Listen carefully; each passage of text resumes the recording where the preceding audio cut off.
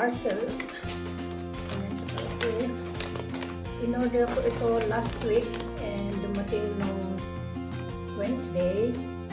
Wala akong time nag-unbox kasi kahapon nagpunta ako ng unit para bumili ng aking Valentine's gift kasi binigyan ako ng asawa ko ng budget para mabili ko daw yung gusto ko para sa Valentine's Day. Kasi nasa India siya, so binigyan niya ako ng budget para mabili ko yung gusto ko para sa Valentine's Day.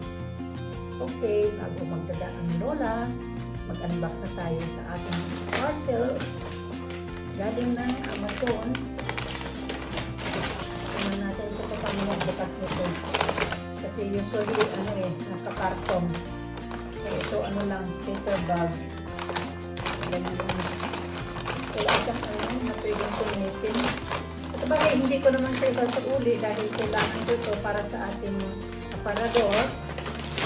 Dahil madami na naman ang aking mga pantalon, wala na akong paglagyan, kaya bumili ako ng, hindi ko muna sasabihin kung ano naman ito, surprise, para nalaman natin kung ano talaga ang nilalaman nitong paper bag.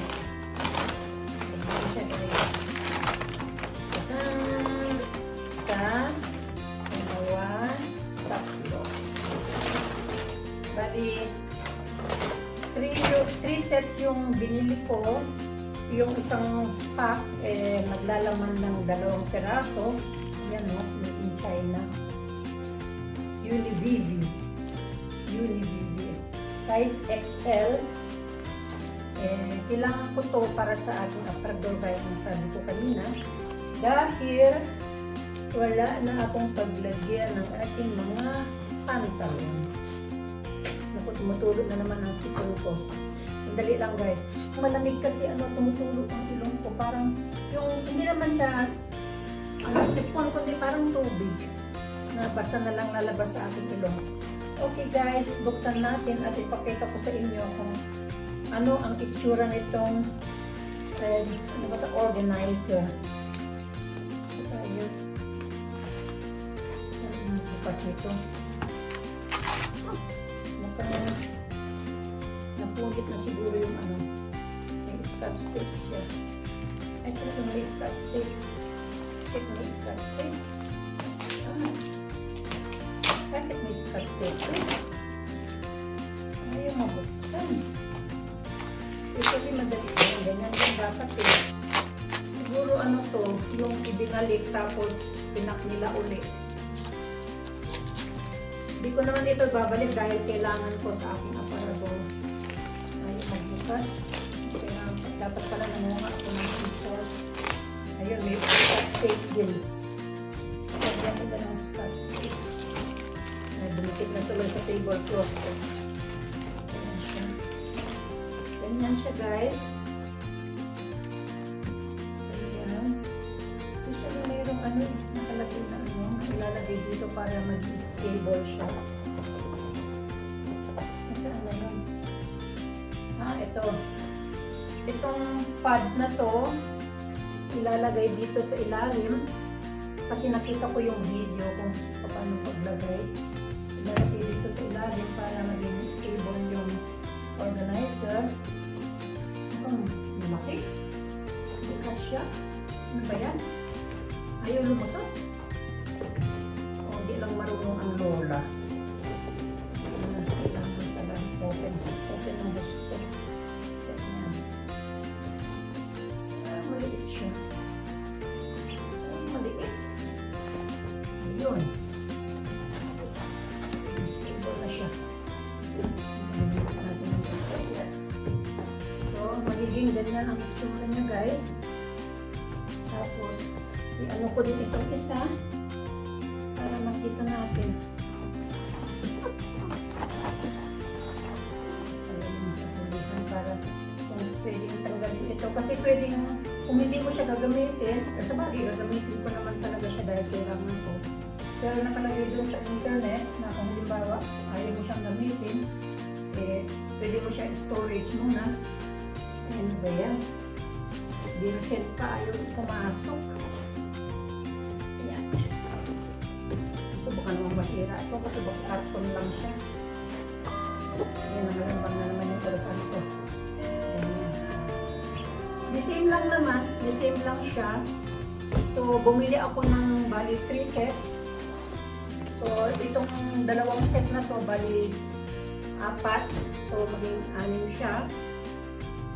So, ilalagay ko ngayon dito ang ating mga pantalon. Tingnan ko kung ano ba yan? Kung magkasya lahat dito. Kung hindi, buksan ko yung dalawa. Wait lang guys. Kasi dinala ko na dito yung mga pantalon ko. Saglit lang. Ayan siya. Yung mga iba nasa labahan pa. Nakasampay sa basement. So, ilagay natin dito. Fast forward ko na lang para madali. Okay?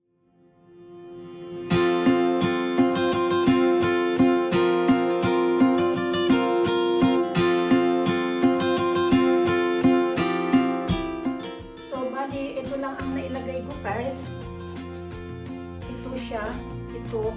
Plus, ito din.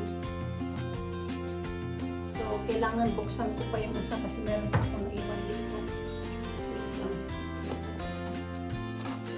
Buksan ko ito isa kasi kailangan ko pa ng isang organizer. Ano naman bukas nito? Ay, hindi na naman ako kumuha ng scissors. Gunitin na lang. Lakas ng pagka-taste, ay pagka-ano ng scotch tape.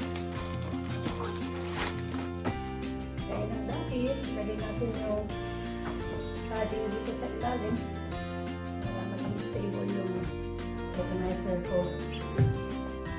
Okay, kapasok ko rin. Yung opening. Pwede din ilagay ang mga dresses kung gusto niyo. Kasi basta mailagay sa organizer. Oh guys. So short. Ay, ito na naman yung masikip na ayaw pumasok. Ay God, kaya naman pala doble pala yung nilagay ko. Kaya pala ayaw pumasok kasi na doble na. Ayan. Huwag naman mapunit.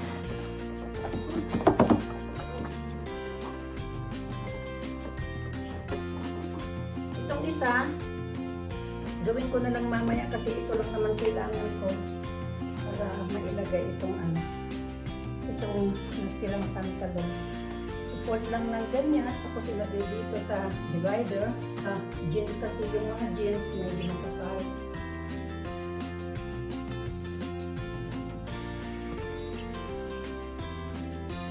Bali, every divider or every organizer, bali, ito yung pwedeng ilagay. Meron pa akong isang pantalon dito. So, ilagay ko mamaya dito. Tapos yung mga nasa labada pa, ito ko na lang ilagay. Okay.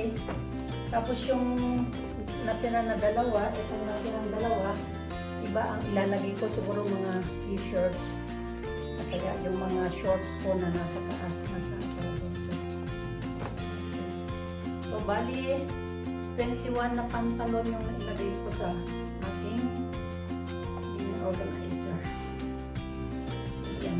Ilalagay ko mamaya sa aking aparado.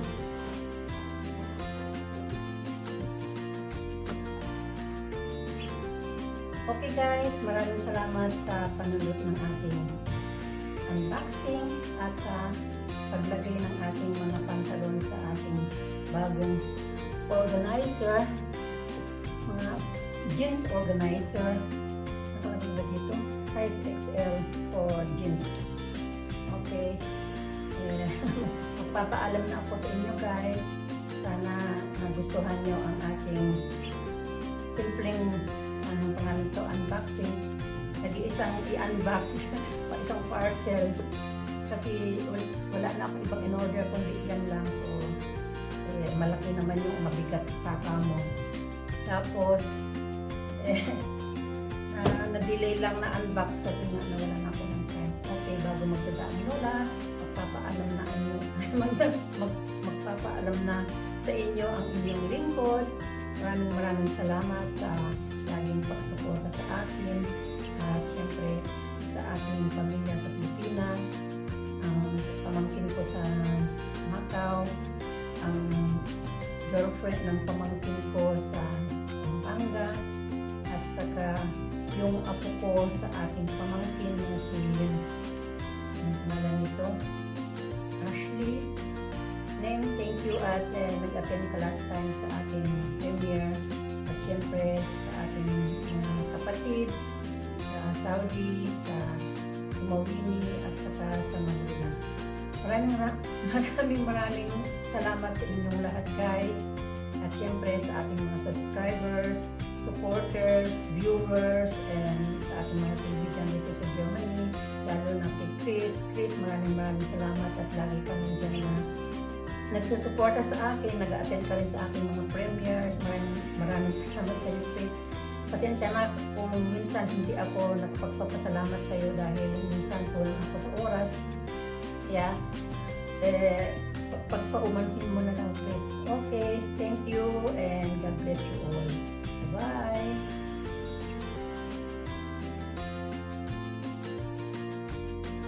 Re-arrange ako ulit ng aking cabinet para mailagay ko itong ating organizer. Ito na pala yung 6 na organizer na nabili ko, at ito na ang nilalaman. Mga handbags,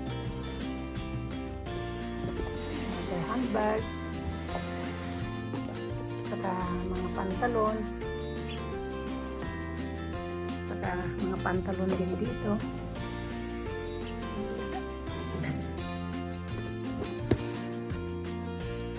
Organize na. Okay. Madali na hanapin kung halimbawa mangailangan ako ng